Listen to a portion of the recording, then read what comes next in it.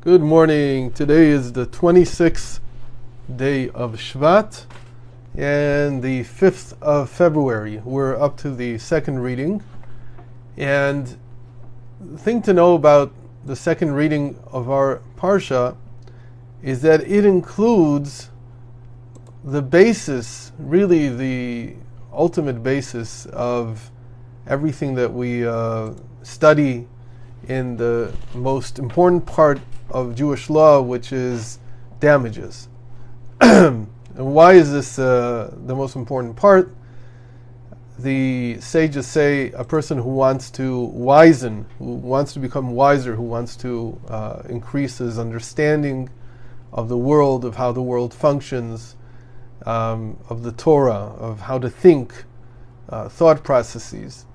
What he needs to do is he needs to spend his time and invest his time in learning the laws of damages.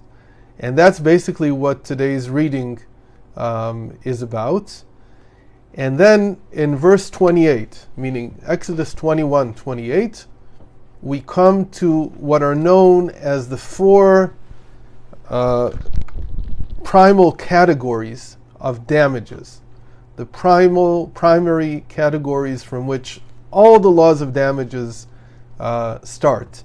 The laws of damages in the Mishnah are in an entire order. The Mishnah is divided into 6 parts called orders, Sdarim, because they put them in order.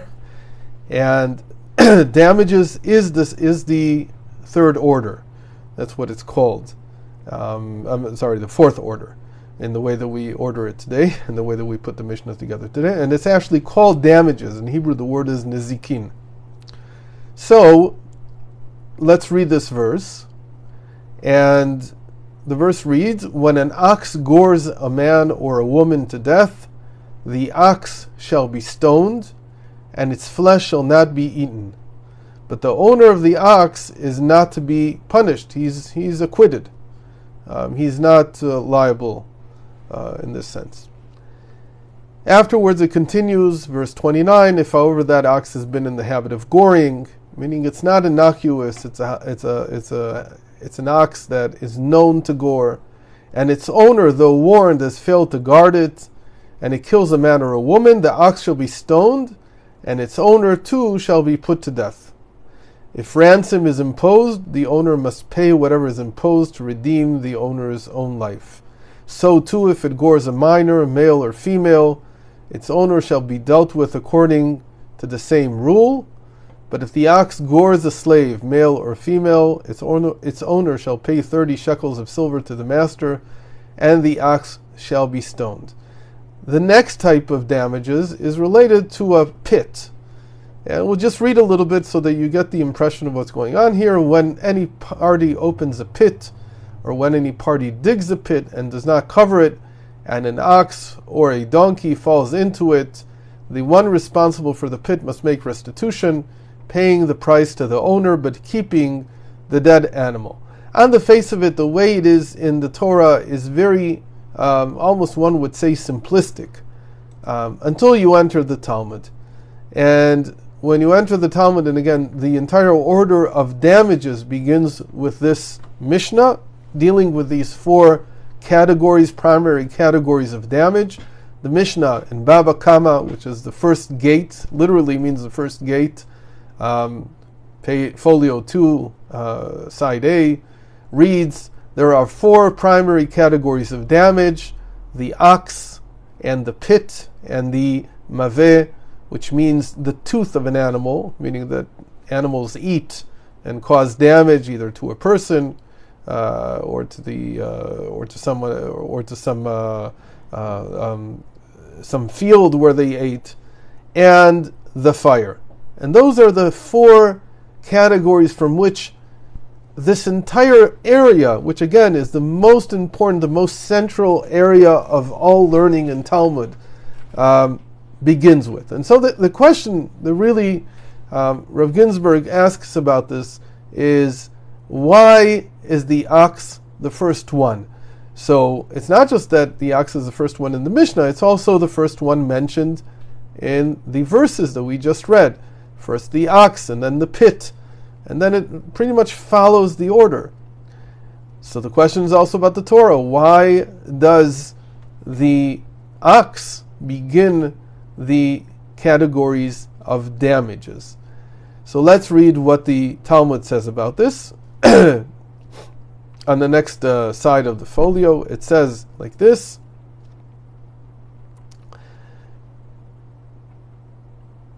From where do we derive the primary category of goring? Okay, how do we get to goring suddenly?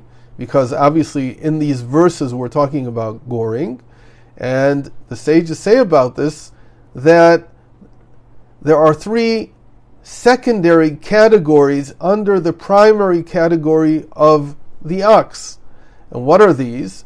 Because the ox causes damage in three ways. So we have the keren, the horn, which gores, and we have the teeth, which eat, and we have the foot, which tramples and causes things to break when the animal moves around.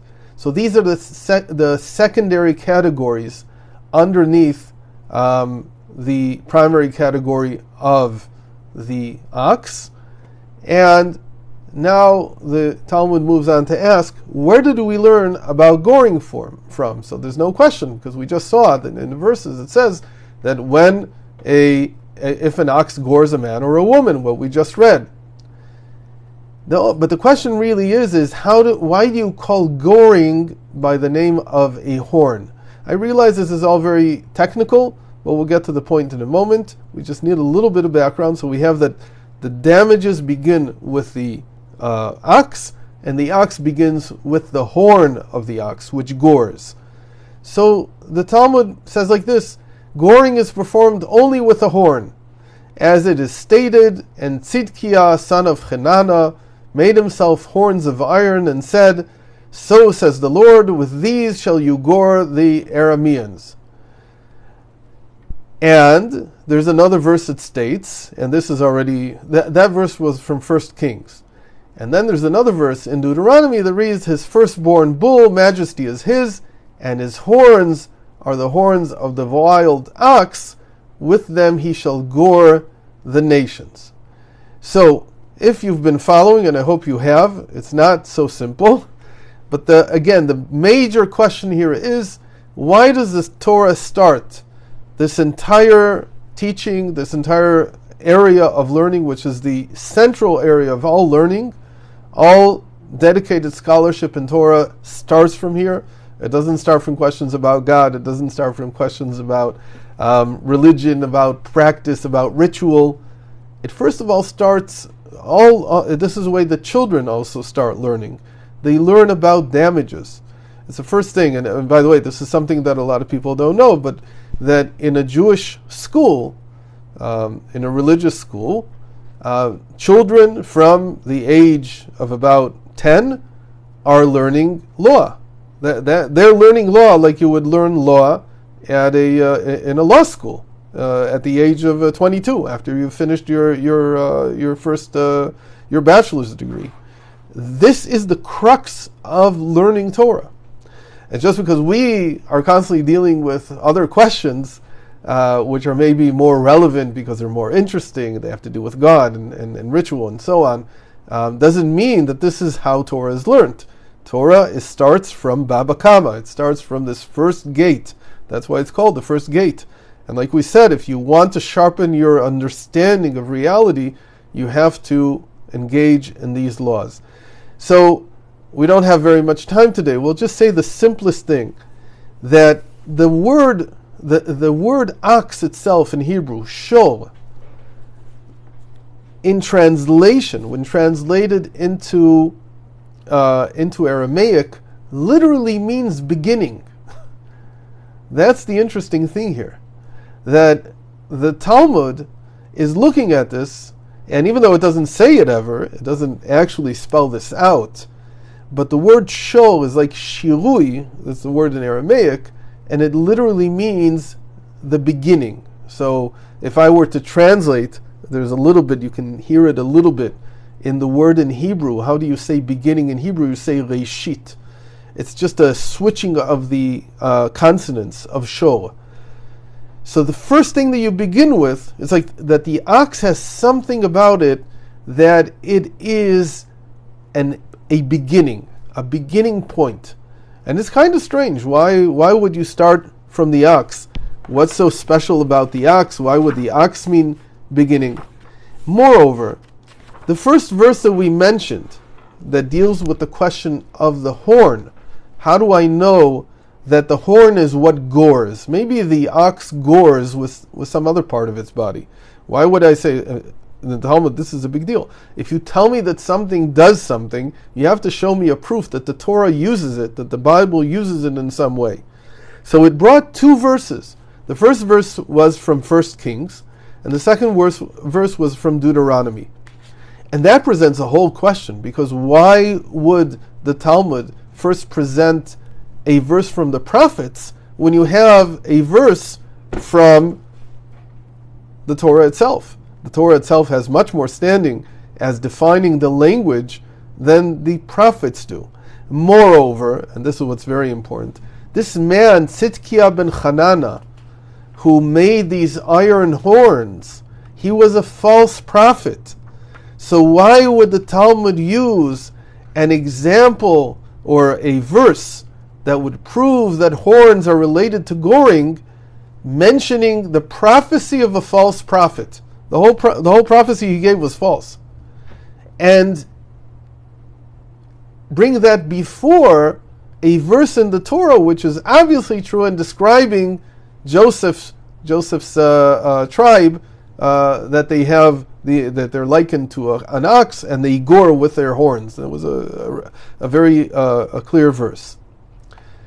The answers, we don't have much time now, so we can't go through all of them. You'll have to read it in the Wonders. But the short answer is that this is another beautiful example that the Torah begins with something that is chaotic, with a chaotic instance of the example, and then rectifies it. Meaning that the choice that the Talmud chose to first mention this verse from this false prophet is actually in order to rectify it. The whole idea here is that the Torah was given in order to change, to fix, to rectify reality. And so even in its minutest details, when you go down to, again, this is what we did here is very simple. There's nothing very complex about it, but you see that this is nothing like our regular classes. We're not dealing with big ideas. We're getting into the nitty-gritty of how the Talmud works. Not into anything complex, but the beginnings of it. How does it work? You have to define these words, and you have this order of the ox, and then the pit, and then the maveh, the type of damage caused by eating, and then the type of damage caused by fire. But when you begin to discuss this and define your terms, there too the sages choose something that is, to begin with, chaotic. What we mean by chaotic is it's a false prophecy. It's something that is obviously causing damage in the world, and then fixing it, and then rectifying it by bringing a verse from the Torah that does the same job. And they could have just brought that verse to begin with, but they chose to do it this way, to, as it were, to impress upon us this idea that the Torah comes to fix, even when you're talking about legal principles which are logical. Even there, you have to treat the Torah as what normalizes, as what fixes the way that we think. Now, what this all leads to in the end, we can't get into now why this is all connected to Abraham, and there's a lot to discuss about that, but you'll see this in the Wonders, hopefully. What this all is saying